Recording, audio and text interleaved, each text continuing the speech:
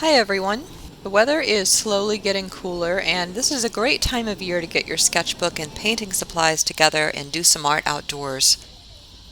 Even though I've lived in Houston for nearly 6 years, I've never explored Hermann Park until last Saturday. There were a lot of ducks, by the way. They looked kind of upset that I didn't have any bread. I wasn't expecting the park to be so big, and there were a lot of other people out walking around. I think everyone had the same idea I did about getting outdoors while the weather was nice. I didn't spend as long exploring as I would have liked since there was a possibility of a thunderstorm later, and I wanted to make sure I had time to paint before the rain started. I also forgot to bring sunscreen, so I had to find a shady spot to set up my painting and filming equipment. I found a nice spot on the bank of the pond that had a view of one of the islands. I thought that the willow fronds dipping into the water were really beautiful, and I decided to make them the focus of my painting. I did a very quick, maybe 60-second sketch of the island and the trees on the opposite side of the pond. Some subjects, like architecture or people, I spend a lot more time studying and developing a sketch before I start painting. But with this particular view of the soft trees and the water, I felt confident enough to go ahead with the paint almost right away. By the way, I apologize for the horizon in the background being tilted like that.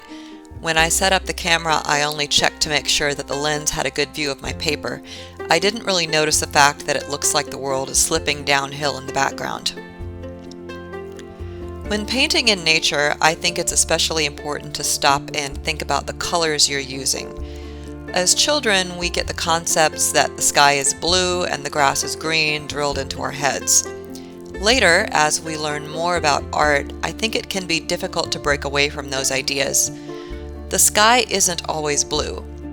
The bit of sky that I was looking at while painting this had a mass of pale gray-blue clouds blowing in, with a slightly deeper blue above them. The grass and the green tree leaves were green, yes, but they were many different shades of green. Where the sun hit the leaves, the green was a very bright yellow. In shadow, the leaves were almost a deep blue, green, black color. Also, water isn't necessarily blue. It reflects the colors around it and any color of algae or silt that's in the water itself. The pond at Hermann Park was a soft green color, except in some areas where it reflected the sky. There, it was almost white.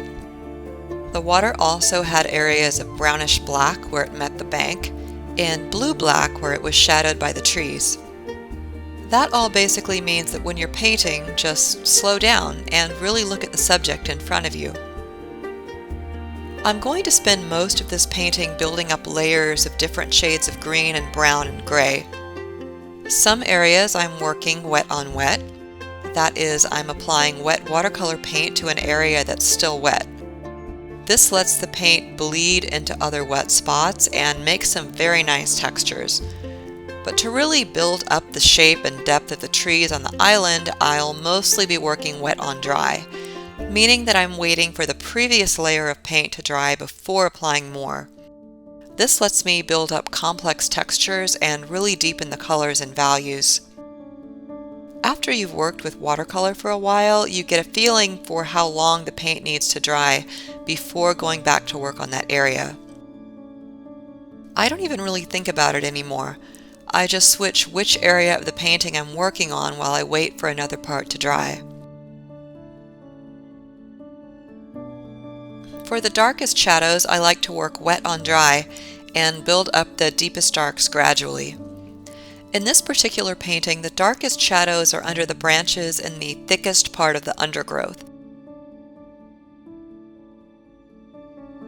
One tip to keep in mind is that when painting landscapes, objects that are farther away tend to be softer, and the values even out, meaning that the darks aren't as dark and the brights aren't as bright as objects in the foreground.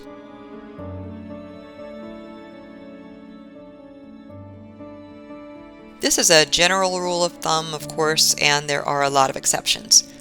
But one way to make things look farther away, like those trees on the opposite sides of the pond, is to remember that thing called atmospheric haze.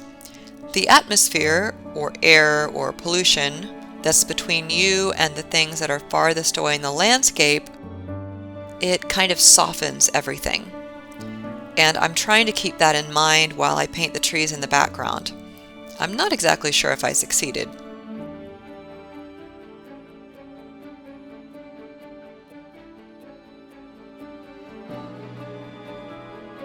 You'll notice that the sun keeps going behind clouds. I was trying to hurry up and add the last details before any possible rain started. Mostly I'm just dabbling on some extra layers of leaves.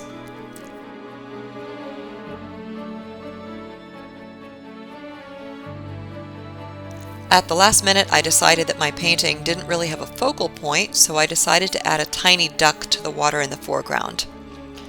Unfortunately, the camera angle didn't quite catch that duck, but I'm going to add 2 more.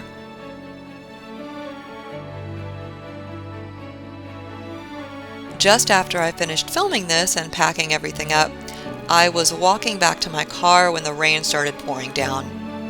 I got absolutely soaking wet, but I was really happy with how this painting turned out and that I managed to finish right before the rain came.